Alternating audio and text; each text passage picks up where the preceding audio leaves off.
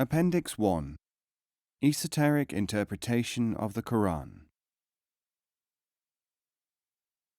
For the Sufis of the classical period, the Quran is the encoded document which contains Sufi teachings. Theologians tend to assume that it is capable of interpretation only in a conventionally religious way. Historians are inclined to look for earlier literary or religious sources, others for evidence of contemporary events reflected in its pages. For the Sufi, the Quran is a document with numerous levels of transmission, each one of which has a meaning in accordance with the capacity for understanding of the reader. It is this attitude toward the book which made possible the understanding between people who were of nominally Christian, pagan, or Jewish backgrounds, a feeling which the Orthodox could not understand. The Quran, in one sense, is therefore a document of psychological importance. Chapter 112 of the Quran is an excellent example of this synthesizing capacity of the book. This is one of the shortest chapters, and it may be translated thus.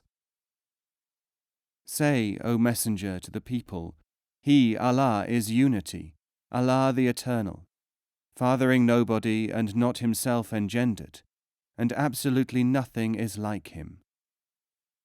For the devout and conventional Muslim, this is the basic declaration of faith. Allah is God, He has no equal, is the Eternal. Christian commentators from the earliest times have considered this passage to be a direct attack upon the doctrine of the divinity of Christ, and they wax very fierce about it. It is one of the most quoted passages of the Quran, and millions of Muslims use it in their prayers every day. Viewed on this basis, the chapter of the unity seems to draw a distinct line between the believers and the rest. The devout Muslim can use it against the Christian, whom he considers to be a heretic of the monotheistic tradition. The Christian reacts by considering it an insult to his central beliefs. Such a situation obtains, however, only where there is a certain psychological climate, a clash between two power groups which struggled during the Middle Ages for power in a medieval manner. If we accept these assumptions, we place ourselves within the conflict which, for the Sufi, never existed except for those who chose a conflict within this psychological state. Such an interpretation of the meaning of chapter 112 was never accepted by the Sufis. Setting aside the Sufi claim to be able to perceive the real meaning of this chapter, we can find a bridge between ordinary thinking and a possible intention of this passage by referring to the opinion of the great Ghazali about it. Like all the chapters of the Quran, he says, this one cannot be reduced to similarity with other books by assuming that it has a single, simple meaning of the sort familiar to the ordinary thinker. The unity has no simple, single aim, no mere superficial meaning. Its impact depends upon understanding and experience, just as much as upon its poetic rhythm. He refers to the context in which the chapter was revealed. It was in answer not to a Christian nor to a religious man, but to a party of Bedouin Arabs who approached the Prophet Muhammad with this question: to what may we compare Allah? The answer is that Allah may not be compared to anything. There is no analogy possible between this being, Allah, that which is to be worshipped, and anything familiar to humanity.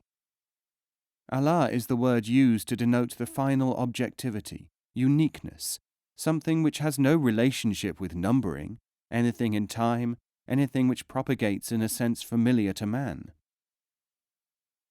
It is on this level, not even an initiatory or mystical one, that the common ground between Muslims and Christians was laid.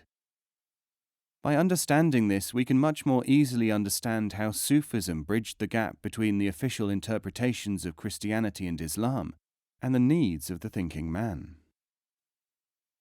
This sense of the meaning of Allah coupled with the original rhythm of the poetry, may be conveyed more readily by this sort of reconstruction. O Messenger, say, He, Allah, is but one, of days neither ended nor begun, fathering not a son of none, and none is like to him, not one. It is this spirit, and this claim to the essential unity of divine transmission, which is what has been referred to as the secret doctrine. Unless this feeling about the Quran is conveyed correctly, the inevitable conclusions about the limited clash between church Christianity and formal Islam becomes the only frame of reference for the scholar. It may give rise to such translations as the following, bereft of the Sufic connotation. Allah is the one God, unbegetting, unbegotten, unequalled.